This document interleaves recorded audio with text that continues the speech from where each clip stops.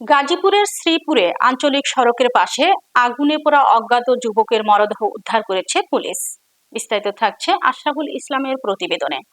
শ্রীপুরের তেলিহাটি ইউনিয়নের টেপিরবাড়ি এলাকায় এনসি বাজার বর্মি আঞ্চলিক সড়কের পাশে আগুনে পোড়া এক যুবকের অজ্ঞাত মরদেহ উদ্ধার করেছে পুলিশ। শুক্রবার রাত ৩টা থেকে ভোর ৭টার মধ্যে কোনো এক সময় দুর্বৃত্তরা মরদেহটি সেখানে ফেলে যায় বলে ধারণা করা হচ্ছে।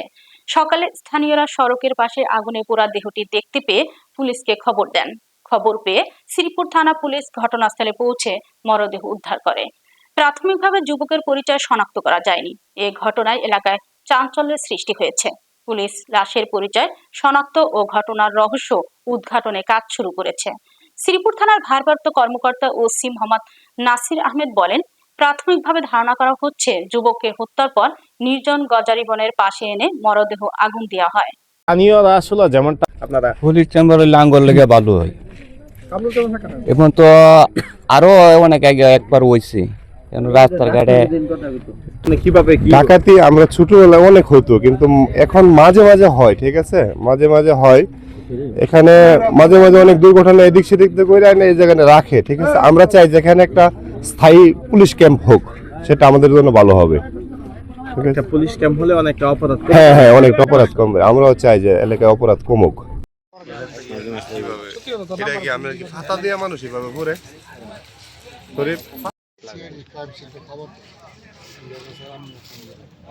আচ্ছা ঠিক আছে।